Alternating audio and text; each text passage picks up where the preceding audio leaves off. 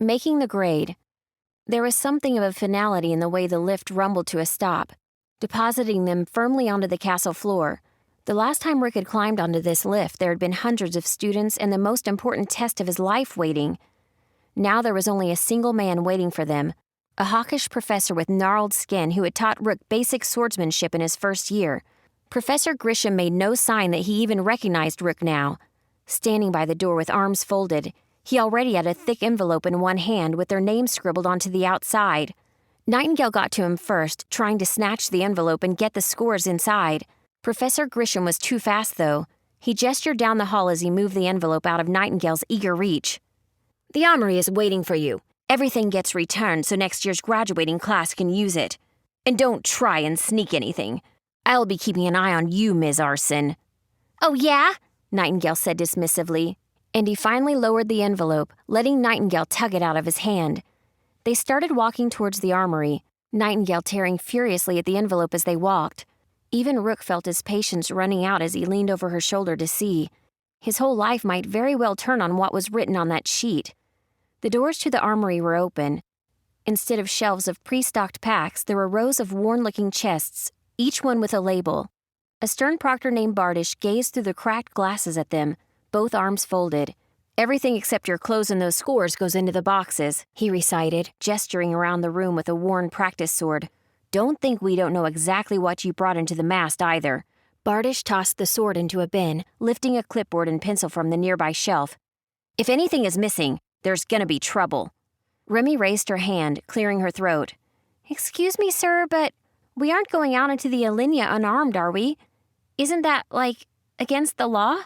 "Yes." Bardish indicated a door on the far wall, one that had been barred the last time they came through. "Once you turn in everything, you go in there. King Balthazar ensures the Institute is always well stocked. Graduates won't be sent out into Alinea unarmed."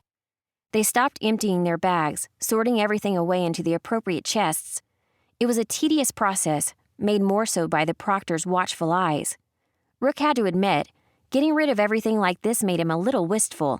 Apparently, Nightingale was thinking along similar lines. "If any of you want to go adventuring again soon, I mean the real kind, talk to me. I'll probably have to go away for a few months while I train for the Demiurge, but once I get back—" However comfortable Rook may have felt with his new friends, he didn't point out the obvious.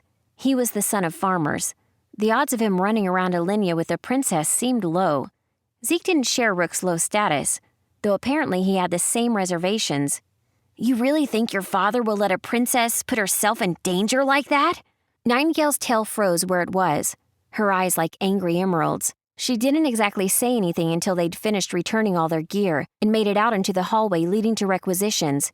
"If my father is half as smart as everyone says, he'll be jumping at the chance to have such a capable daughter. Adventuring is what made our families rich, isn't it?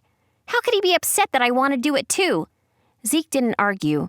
"We all wish you the best, Knight. When you're in the Demiurge, I'm sure you'll do great things." "Yeah," Nightingale smiled again. Her old enthusiasm seemed to be returning. "We all will." They continued to the armory in the next room. If their findings during the mast impressed Rook, he was practically stunned with the stock laid out before him. Glittering steel hung on every wall.